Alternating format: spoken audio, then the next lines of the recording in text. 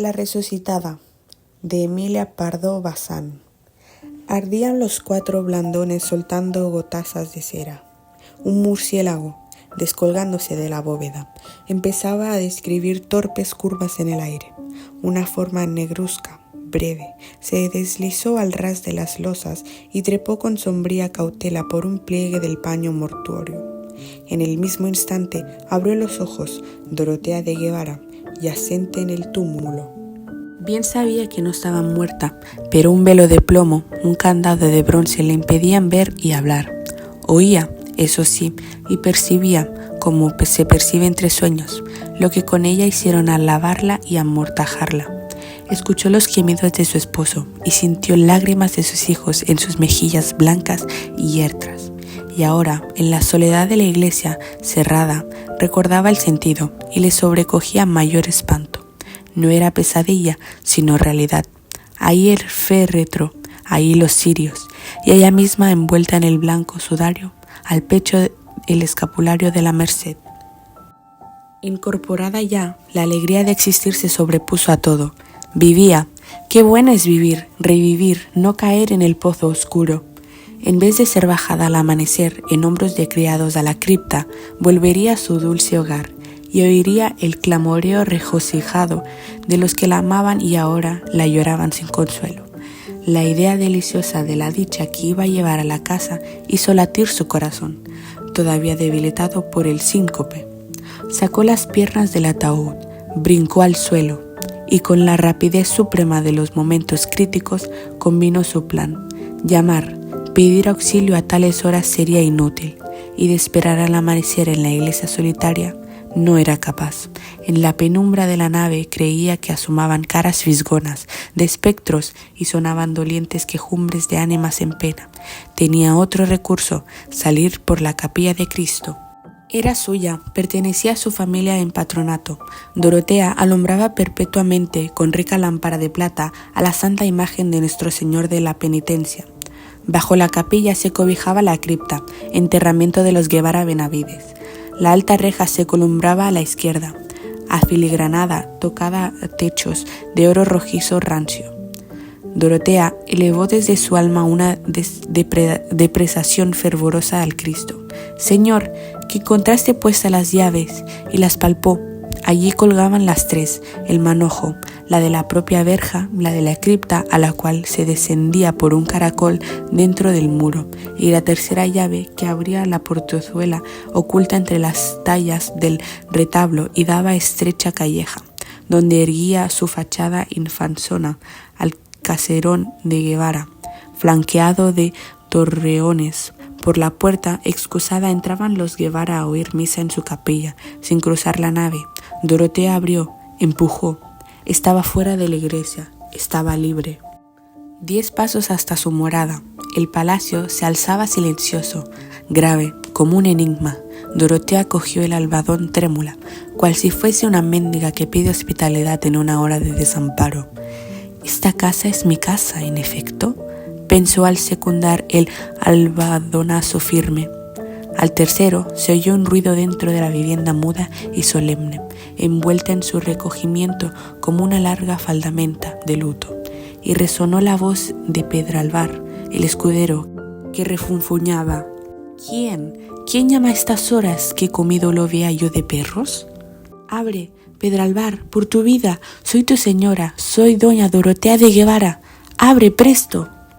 Váyase en hora mala el borracho, si salgo a fe que lo ensarto. Soy doña Dorotea, abre, ¿no me conoces en el habla? Un reniego, enronquecido por el miedo, contestó nuevamente. En vez de abrir, Pedralbar subía la escalera otra vez. La resucitada pegó 2 aldabonazos más. La austera casa pareció reanimarse. El terror del escudero corrió al través de ella como un escalofrío por un espinazo. Insistía el aldabón y en el portal se escucharon taconazos, corridas y cuchicheos. Rechinó al fin el claveteado portón entreabriéndose sus 2 hojas y un chillido agudo salió de la boca sonrosada de la doncella Luciguela, que elevaba un candelabro de plata con vela encendida y lo dejó caer de golpe. Se había encarado con su señora, la difunta, arrastrando la mortaja y mirándola de hito en hito. Pasado algún tiempo, recordaba a Dorotea, ya vestida de acuchillado terciopelo genovés, trenzada a la crencha con perlas y sentada en un sillón de almohadones al pie del ventanal, que también Enrique de Guevara, su esposo, chilló al reconocerla, chilló y retrocedió. No era de gozo el chillido, sino de espanto, sí.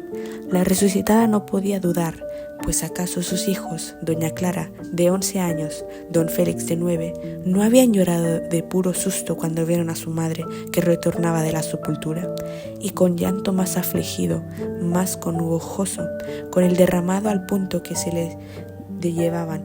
Ella creía ser recibida entre exclamaciones de intensa felicidad. Cierto que días después se celebró una función solemnísima en acción de gracias. Cierto que se dio un fastuoso convite a los parientes y allegados.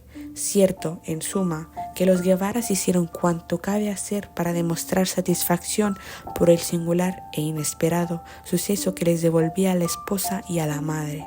Pero doña Dorotea, apoyado el codo en la repisa del ventanal y la mejilla en la mano, pensaba en otras cosas. Desde su vuelta al palacio, disimuladamente todos le oían. Dijérase que el soplo frío de la huesa, el hálito glacial de la cripta flotaba alrededor de su cuerpo. Mientras comía, notaba que la mirada de los servidores, la de sus hijos, se desviaba oblicuamente de sus manos pálidas, y que cuando acercaba a sus labios secos la copa de vino, los muchachos se estremecían. ¿Acaso no les parecía natural que comiese y bebiese la gente del otro mundo?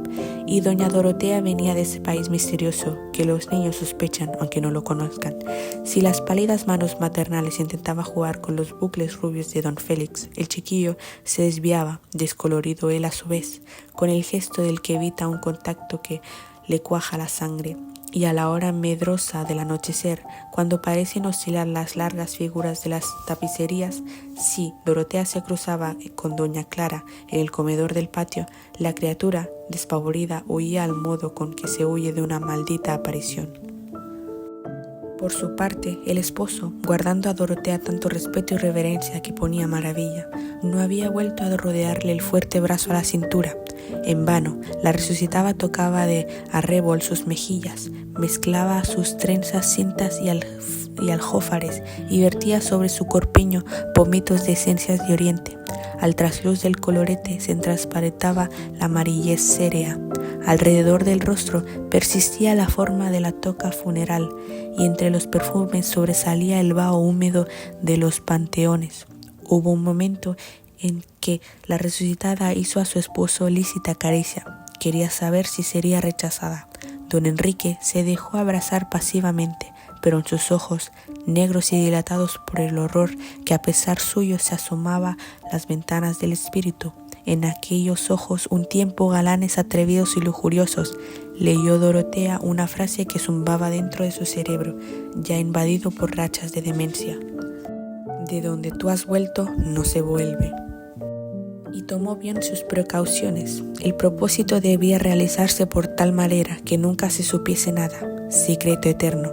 Se procuró el manojo de llaves de la capilla y mandó fabricar otras iguales en un mozo herrero que partía en el tercio a Flandes al día siguiente. Ya en poder de Dorotea las llaves de su sepulcro, salió una tarde sin ser vista, cubierta con un manto, se entró en la iglesia por la portezuela, se escondió en la capilla de Cristo y al retirarse el sacristán cerrando el templo, Dorotea bajó lentamente a la cripta, alumbrándose con un cirio prendido en la lámpara.